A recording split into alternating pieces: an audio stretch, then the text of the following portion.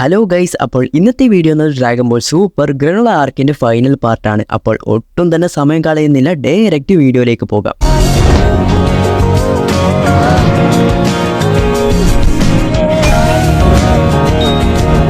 Last നമ്മൾ പറഞ്ഞത് Goku Vegeta ഗ്യാസുമായിട്ട് fight ചെയ്യുന്നതാണ്. അങ്ങനെ വെജീറ്റയും ഗ്യാസുമായി ഒരു ഫൈറ്റ് ഉണ്ടാകുന്നു. ഗ്യാസ് നല്ല രീതിയിൽ വെജീറ്റയെ അടിക്കുന്നുണ്ട്. അങ്ങനെ വെജീറ്റയെ അടിച്ച് ഒരു പരിവമാക്കി വെക്കുന്നു. അതിനുശേഷം ഗോക്കു ഫൈറ്റ് ചെയ്യാൻ വേണ്ടി വരുമ്പോഴായിരിക്കും വെജീറ്റ പിന്നെയും എഴുന്നേറ്റ് ഗ്യാസുമായിട്ട് ഫൈറ്റ് ചെയ്യുന്നു. അപ്പോഴായിരിക്കും ഗ്യാസ് ഇൻസ്റ്റന്റ് ട്രാൻസ്മിഷൻ വെച്ച് മറ്റുള്ളവരെ ടെലിപ്പോർട്ട് ചെയ്യാൻ കഴിയുമെന്ന് പറഞ്ഞില്ലേ, ആ ഒരു ടെക്നിക്ക് വെച്ച് വെജീറ്റയും അറ്റാക്ക് ചെയ്യുന്നു. അങ്ങനെ ഇതോടെ വെജീറ്റ തീർന്നു എന്ന് വിചാരിക്കുമ്പോഴായിരിക്കും പിന്നെയും വെജീറ്റ എഴുന്നേറ്റ് നിൽക്കുന്നു. ഞാൻ കഴിഞ്ഞ പാർട്ടിലും പറഞ്ഞതാണ്, വെജീറ്റ എത്രത്തോളം അടി വാങ്ങുന്നോ അതിനനുസരിച്ച് പവർഫുൾ ആകാൻ വെജീറ്റയ്ക്ക് സാധിക്കും. അങ്ങനെ ഈ സമയമായിരിക്കും വെജീറ്റ ഗോകുവിനോട് പറയുന്നത്, ഞാൻ ഇപ്പോൾ ചെയ്യുന്നത് പോലെ നിന്റെ അൾട്രാ ഇൻസ്റ്റിക്റ്റിലും വ്യത്യസ്തമായ ഒന്നുണ്ടാകും, അത് നീ എങ്ങനെയെങ്കിലും കണ്ടുപിടിക്ക്, അപ്പോഴേക്കും ഞാൻ ഇവന്റെ കാര്യം നോക്കിക്കോളാമെന്നും പറയുന്നു. അങ്ങനെ ഇത് കേട്ട് ഗോകു ബേസ് ഫോമിൽ പോയി തന്റെ മൈൻഡ് കാമാക്കി വെക്കും. ഈ സമയം നമ്മുടെ ഗോകു ചുറ്റും ഒരു ബാരിയർ ഒക്കെ ക്രിയേറ്റ് ചെയ്യും. അങ്ങനെ ഇതേ സമയമാണെങ്കിൽ വെജീറ്റ ഒരു പരിധിയിൽ കൂടുതൽ അടി വാങ്ങാൻ കഴിയാതെ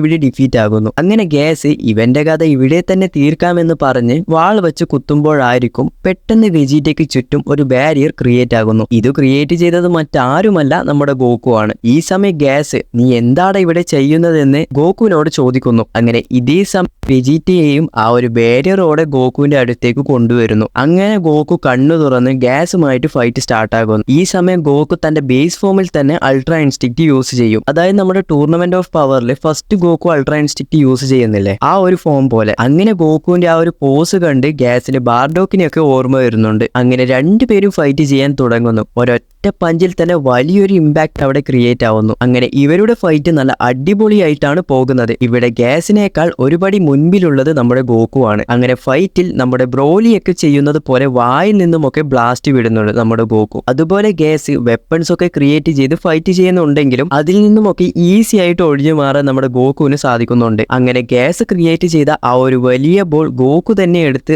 അവനെ തന്നെ അടിക്കുന്നു. അങ്ങനെ ഫൈനലി ഗോകു ഒരു കിക്ക് കൊടുത്തു ഗ്യാസിനെ ഡിഫീറ്റ് ആക്കുന്നു. അങ്ങനെ ഇത് കണ്ട് ആ ഒരു പെണ്ണ് ഗ്യാസിന്റെ അടുത്തേക്ക് ഓടിപ്പോകും. ഈ സമയമായിരിക്കും എലക്ക് പിന്നെയും ഗ്യാസിന്റെ അടുത്ത് വന്നത്. ഞാൻ എന്തിനാണ് നിന്നെ സ്ട്രോങ്ങസ്റ്റ് വാരിയർ ആക്കിയത്? ഹീറ്റേഴ്സ് എന്ന ഒരു ഗ്രൂപ്പ് വലിയ നിലയിൽ എത്തണം, അതുപോലെ സയൻസിനെ ഡിഫീറ്റ് ചെയ്യണം എന്നല്ല നമ്മുടെ പ്ലാൻ. പ്രീസിയാണ് ശരിക്കുമുള്ള എതിരാളി, എന്നിട്ടും നീ ഇവരുടെ കയ്യിൽ നിന്ന് അടിവാങ്ങുകയാണോ എന്നൊക്കെ നമ്മുടെ എലക്ക് ഗ്യാസിനോട് പറയും. ഈ സമയം ഗോകു ഇത് കേട്ട്, നീ എന്തിനാണ് അവനെ ഫോഴ്സ് ചെയ്ത് ഫൈറ്റ് ചെയ്യിപ്പിക്കുന്നത്? അവൻ വേണമെങ്കിൽ അവന്റെ ഇഷ്ടത്തിന് ഫൈറ്റ് ചെയ്യട്ടെ. അപ്പോൾ എനിക്ക് ഗോകുവിനോട് പറയും, നിന്നോട് ആരെങ്കിലും അഭിപ്രായം ചോദിച്ചോ? അപ്പോഴായിരിക്കും ഗ്യാസ് തന്റെ പവർ പിന്നെയും പുറത്തേക്ക് കൊണ്ടുവരുന്നത്. ഇപ്രാവശ്യം ഗ്യാസിന്റെ ലുക്ക് എന്ന് പറയുന്നത് ഒരുമാതിരി മോറോയെ പോലെയൊക്കെ തോന്നിപ്പോയി. ഈ ഒരു രൂപത്തിലേക്ക് മാറാനുള്ള പ്രധാന കാരണം എന്താണെന്ന് വെച്ച് കഴിഞ്ഞാൽ, ഗ്യാസ് യൂണിവേഴ്സിലെ സ്ട്രോങ്ങസ്റ്റ് ഫൈറ്റർ ആണെങ്കിലും ആ ഒരു പവർ ബോഡിയിൽ താങ്ങാൻ പറ്റുന്നില്ല. അതിനപ്പുറമാണ് ഗ്യാസ് ആ പവേഴ്സ് യൂസ് ചെയ്യുന്നത്. അതുകൊണ്ടുള്ള സൈഡ് എഫക്റ്റ് ആണ് ഗ്യാസിന്റെ ഇപ്പോഴുള്ള രൂപത്തിനുള്ള കാരണം. അങ്ങനെ പിന്നെയും ഇവരുടെ ഫൈറ്റ് തുടങ്ങുന്നു. ഗോകുവിന് ഇവിടെ പിടിച്ചു നിൽക്കാൻ തന്നെ കഴിയുന്നില്ല.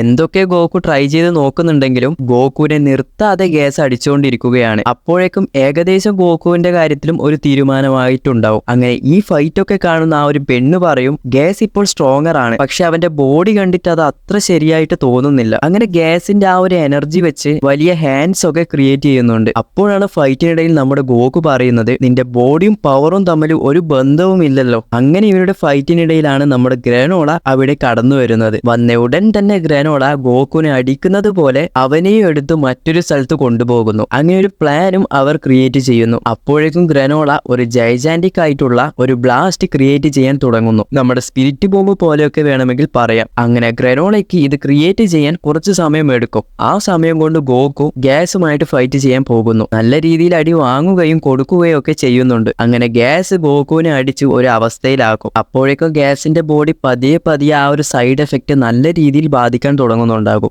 ഈ സമയം ഗ്യാസ് ഗ്രനോളയെ കണ്ട് ഇതെങ്ങനെയെങ്കിലും നിർത്തണമെന്ന് പറഞ്ഞ് അറ്റാക്ക് ചെയ്യുമ്പോൾ ഗ്രനോളയുടെ ചുറ്റും ഒരു ബാരിയർ ക്രിയേറ്റ് ആകുന്നു. അങ്ങനെ ഇത് കണ്ട് ദേഷ്യം വന്ന നമ്മുടെ ഗ്യാസ് ഒരുപാട് എനർജി ബ്ലാസ്റ്റ് കണ്ടിന്യൂസ് ആയിട്ട് ഗോകുവിനെ നേരെ വിടുന്നു. അപ്പോഴേക്കും ഗ്രനോള പറയും, ഇത് ഇനിയും റെഡി ആയിട്ടില്ല. അങ്ങനെ അവസാനം ഗ്യാസ് ഗ്രനോളയെ അറ്റാക്ക് ചെയ്യാൻ പോകുമ്പോഴാണ് ഇവിടെ വെജീറ്റ കടന്നു വരുന്നത്. വന്ന ഉടൻ തന്നെ ഗ്യാസിനെ അറ്റാക്ക് ചെയ്യുകയും ചെയ്യും. ഈ സമയം വെജീറ്റ ഗ്രനോളയോട് പറയും, നീ ക്രിയേറ്റ് ചെയ്തതൊക്കെ മതി, വേഗം തന്നെ ഗ്യാസിനെ അറ്റാക്ക് ചെയ്യും. ഗ്രനോളയുടെ ആ ഒരു ബ്ലാസ്റ്റ് കൊണ്ടാൽ തന്നെ ഏകദേശം തീരുമാനമാകും എന്ന് മനസ്സിലായി ആ ഒരു പെണ്ണും ആ ഒരുത്തരും ഗ്യാസിനെ എങ്ങനെയെങ്കിലും രക്ഷിക്കണം എന്ന് പറഞ്ഞ് പറന്നു പോകുമ്പോഴായിരിക്കും പെട്ടെന്ന് മൊണേറ്റോ പോയി അവരെ തടയുന്നത്. അപ്പോഴേക്കും ഗ്യാസ് വെജിറ്റയെ തട്ടി മാറ്റി പിന്നെയും ഗ്രനോളയെ അറ്റാക്ക് ചെയ്യാൻ പോകുമ്പോഴായിരിക്കും നമ്മുടെ ഗോക്കു മോറോ ആർക്കിൽ ചെയ്തതുപോലെ ആ ഒരു അൾട്രാ ഇൻസ്റ്റിക്റ്റ് ടെക്നിക്കിൽ തന്നെ ഒരു സുസനോ ഫോം ക്രിയേറ്റ് ചെയ്യുന്നു. നെറൂട്ടോ കണ്ടവർക്ക് ഞാൻ സുസനോ ഫോം എന്താണെന്ന് പറഞ്ഞു കൊടുക്കേണ്ട ആവശ്യമുണ്ട് തോന്നുന്നില്ല. അതുപോലെ ഒന്നാണ് ഇതും. അങ്ങനെ ഗോക്കു ഗ്യാസിനെ പിടിച്ച് മുകളിലേക്ക് വലിച്ചെറിയുന്നു. ആ ഒരു ഫോഴ്സിൽ തന്നെ ഗ്യാസ് ഔട്ടർ സ്പേസിലേക്ക് എത്തുന്നു. അങ്ങനെ ഇതേ സമയം നമ്മുടെ ഗ്രനോള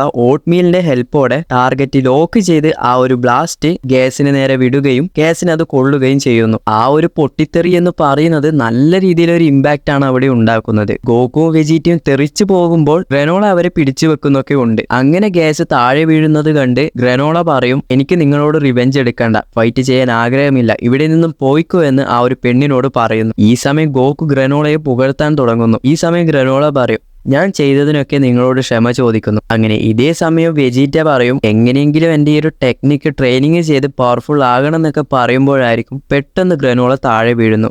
വായിൽ നിന്നൊക്കെ ബ്ലഡ് ഒക്കെ വരാൻ തുടങ്ങുന്നു. അപ്പോഴാണ് ഗ്യാസ് പറയുന്നത്, ഞാനിപ്പോൾ സ്ട്രോങ്ങർ ആയതുകൊണ്ട് പകുതി ആയുസ് മാത്രമേ എനിക്കുള്ളൂ. എന്നാൽ എൻ്റെ ഈ ഒരു പവർ ഞാനിപ്പോൾ ഈ ഒരു ബ്ലാസ്റ്റ് ക്രിയേറ്റ് ചെയ്യാൻ വേണ്ടി മുഴുവനായി ഉപയോഗിച്ചത് കൊണ്ട് തന്നെ ഇനിയൊരു 3 വർഷം മാത്രമേ ഞാൻ ജീവിച്ചിരിക്കുകയുള്ളൂ. ഈ സമയമായിരിക്കും നമ്മുടെ നാമക്കൻ അവിടെ വന്ന് 3 പേരെയും ഹീൽ ചെയ്യുന്നു. അങ്ങനെ ഇതേ സമയമായിരിക്കും പെട്ടെന്നൊരു അറ്റാക്ക് മൊണൈറ്റോക്ക് കൊള്ളുന്നു. അപ്പോൾ ഇത് ആരാണ് ചെയ്തതെന്ന് നോക്കിക്കഴിഞ്ഞാൽ മറ്റാരുമല്ല, നമ്മുടെ ഗ്യാസ് തന്നെ. ഇപ്പോൾ ഗ്യാസിനെ കാണുമ്പോൾ എന്താ പറയാ, ഇന്നൊക്കെ ഒട്ടി ഒരു വയസ്സായ ഡെഡ് ബോഡിയെ പോലെ തോന്നുന്നു. ഇത് കണ്ട് പിന്നെയും ഗോക്കുവും വെജിറ്റയും ഗ്യാസിനെ അറ്റാക്ക് ചെയ്യുന്നു. ഇവർ അറ്റാക്ക് ചെയ്യുന്നതിനിടയിൽ ഗ്യാസിന്റെ പിന്നിൽ നിന്നുമൊക്കെ ആ ഒരു മാംസമൊക്കെ പുറത്തേക്ക് പോകുന്നു. നല്ല രീതിയിൽ വിയേർഡായിട്ടൊക്കെ ഇത് തോന്നി. അങ്ങനെ ഇവരുടെ ഫൈറ്റിനിടയിൽ നമ്മുടെ മൊണേറ്റോയെ കാണിക്കുന്നു. മൊണേറ്റോ ഗ്രനോളയോട് പറയും, ഞാൻ പണ്ടേ മരിക്കേണ്ടതായിരുന്നു, ഞാൻ നിന്നെ വളർത്താൻ വേണ്ടിയാണ് ഇപ്പോഴും ജീവിച്ചിരിക്കുന്നത്, ഇനി എനിക്ക് സന്തോഷമായി മരിക്കാം, അതുപോലെ നീ എപ്പോഴും ഹാപ്പിയായി ഇരിക്കണം എന്നൊക്കെ പറയുന്നു. അങ്ങനെ ഗോക്കു ഫൈറ്റിനിടയിൽ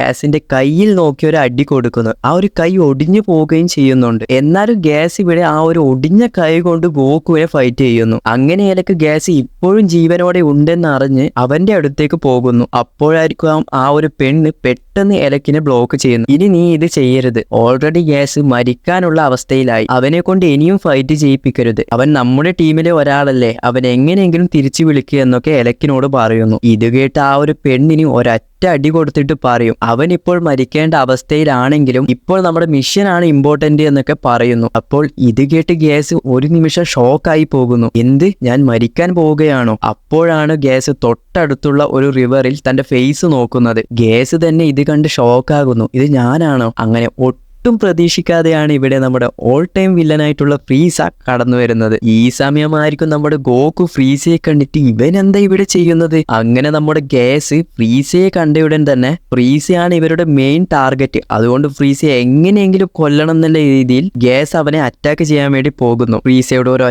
പഞ്ചിൽ തന്നെ ബോഡി തറച്ച് തന്റെ കൈ അപ്പുറത്തേക്ക് എത്തുന്നു. ഇത് കണ്ട് എല്ലാവരും തന്നെ ഷോക്കാകുന്നു. അങ്ങനെ നമ്മുടെ ഗ്യാസും മരിക്കുന്നു. മുഴുവനായും ഒരു സ്കെൽട്ടൺ പോലെയായി. ഇപ്പോൾ ഈ ഒരു സീന് നല്ല ഡാർക്ക് ആയിട്ടാണ് കാണിച്ചിരിക്കുന്നത്. അപ്പോൾ തന്നെ ഫ്രീസ ആ ഒരു ഗ്യാസിന്റെ തലയോട്ടിയിൽ ചവിട്ടി പൊട്ടിക്കുകയും ചെയ്യുന്നു. അപ്പോഴായിരിക്കും ഫ്രീസ എലക്കിനോട് ചോദിക്കുന്നത്, എന്തിനാണ് നീ എന്നെ വിളിച്ചത്? അപ്പോൾ എലക്ക് പറയും, ഇല്ല, ഞാനത് വെറുതെ വിളിച്ചതാണ് എന്നൊക്കെ പറയുമ്പോൾ അപ്പോഴേക്കും നമ്മുടെ ഫ്രീസയ്ക്ക് ഏകദേശം എല്ലാ കാര്യങ്ങളും മനസ്സിലായിട്ടുണ്ടാകും. നീ എന്നെ കൊല്ലാൻ വേണ്ടിയല്ലേ പ്ലാൻ ചെയ്തത്, ഈ യൂണിവേഴ്സിൽ എന്തൊക്കെ കാര്യങ്ങൾ നടക്കുന്നുണ്ടോ അതൊക്കെ എനിക്ക് മനസ്സിലാകും. അങ്ങനെ ഇത് പറഞ്ഞ് നമ്മുടെ എലക്കിനെയും സ്പോട്ടിൽ തീർക്കുന്നു. അപ്പോഴേക്കായിരിക്കും നമ്മുടെ ഫ്രീസ ഗോക്കു വെജിറ്റയും കാണുന്നുണ്ട്.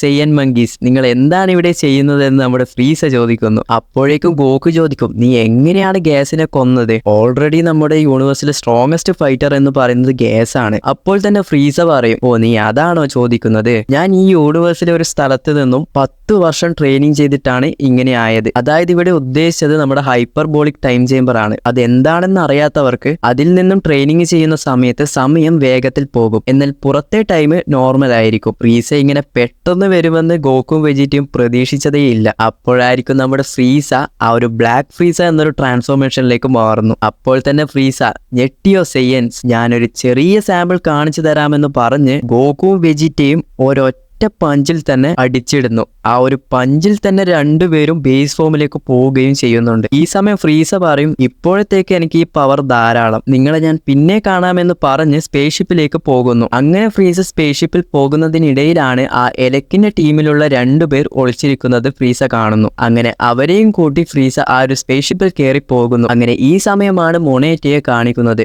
ഒട്ടും പ്രതീക്ഷിക്കാതെ മൊണേറ്റോ പെട്ടെന്ന് എഴുന്നേൽക്കുന്നു. ഇതെന്താണ് സംഭവിച്ചതെന്ന് മനസ്സിലാവാതെ തിരിഞ്ഞു നോക്കുമ്പോഴായിരിക്കും പെട്ടെന്ന് അവിടെ നമ്മുടെ വിസ് നിൽക്കുന്നുണ്ടാവും. നീ ഓൾറെഡി ഗോകുവിന്റെ ഫ്രണ്ട് ആയതുകൊണ്ടാണ് ഞാനൊരു ചെറിയ സർപ്രൈസ് ചെയ്തത് എന്ന് സും പറയുന്നു. ഇവിടെ ശരിക്കും വിസ് എന്തിനാണ് വന്നതെന്ന് ചോദിച്ചു കഴിഞ്ഞാൽ, അതായത് എർത്തിലുള്ള ഒരു ന്യൂഡിൽസ് ഉണ്ട്, അതെങ്ങനെയാണ് കുക്ക് ചെയ്യേണ്ടത് എന്ന് പഠിക്കാൻ വേണ്ടി ഇവരെ കൂട്ടിക്കൊണ്ടു പോകാനാണ് വിസ് ഇവിടെ വന്നത്. ഓ, ഇതിനാണോ വന്നത് എന്ന രീതിയിൽ നമ്മുടെ ഗോകുവും വെജിറ്റയും നോക്കുന്നുണ്ട് ഇവിടെ. അങ്ങനെ ഇവർ പോകാൻ നിൽക്കുമ്പോഴായിരിക്കും ഗോകു ഗ്രനോളയോട് ചോദിക്കുന്നത്, നീ ബിയറസിന്റെ പ്ലാനറ്റിലേക്ക് വരുന്നോ, നിനക്ക് അവിടെ നിന്നും ട്രെയിനിങ് ചെയ്യാമെന്നൊക്കെ പറയുന്നു. ഗ്രനോള പറയും, ഇപ്പോൾ വേണ്ട, എങ്ങനെയെങ്കിലും ഡ്രാഗൺ ബോൾ കണ്ടുപിടിച്ച് ഈ പ്ലാനറ്റ് പഴയതുപോലെ ആക്കണം. അപ്പോഴായിരിക്കും നമ്മുടെ വെജിറ്റ ഡ്രാഗൺ ബോൾ റഡാർ നമ്മുടെ ഗ്രനോളയ്ക്ക് കൊടുക്കുന്നത്. അങ്ങനെ അവസാനം ഇവർ പോകാൻ നിൽക്കുമ്പോഴായിരിക്കും ഗോകു ഒന്ന് നിൽക്ക് എന്ന് നമ്മുടെ മൊണേറ്റോ പറഞ്ഞ് ആ ബാർഡോക്കിന്റെ സ്കൗട്ടർ കൊടുക്കുന്നു. അങ്ങനെ ഇതേ സമയം ഇവർ പോകാൻ നേരം വെജിറ്റ ഗ്രനോളയോട് പറയും, നിനക്ക് സെയ്യൻസിന്റെ കൂടെ ഫൈറ്റ് ചെയ്യണം എന്ന് തോന്നുന്നുണ്ടെങ്കിൽ നീ എർത്തിലേക്ക് വന്നു എന്നും പറയുന്നു. ഞാൻ എന്തായാലും ഒരു ദിവസം വരുമെന്നും ഗ്രനോള പറയുന്നുണ്ട്. അങ്ങനെ 3 പേരും സീരിയൽ പ്ലാനറ്റ് വിട്ട് പോകുന്നു. ആ പോകുന്നതിനിടയിലായിരിക്കും ഗോകു വിസിനോട് ചോദിക്കുന്നത്, ആ ഒരു ഓറക്കിൾ ഫിഷ് പറഞ്ഞ യൂണിവേഴ്സിലെ സ്ട്രോങ്ങസ്റ്റ് ഫൈറ്റർ എന്ന് പറയുന്നത് ഇനി ഫ്രീസയാണോ? അപ്പോഴാണ് വിസ് പറയുന്നത്, ഇനി വേണമെങ്കിൽ ഫ്രീസയാവാം, അതുമല്ലെങ്കിൽ യൂണിവേഴ്സിൽ എവിടെയെങ്കിലും ഇനി സ്ട്രോങ്ങസ്റ്റ് ആയിട്ടുള്ള ഒരുത്തൻ വേണമെങ്കിൽ ഉണ്ടാകും. ഇനിയിപ്പോൾ അത് നിങ്ങൾ ആലോചിക്കാതെ വേഗം പോയി ഫുഡ് കഴിക്കാമെന്ന് പറയുന്നു. അതോടുകൂടി നമ്മുടെ ഗ്രനോള ആർക്കും ഇവിടെ കംപ്ലീറ്റ് ആകുന്നു. സത്യം പറഞ്ഞു കഴിഞ്ഞാൽ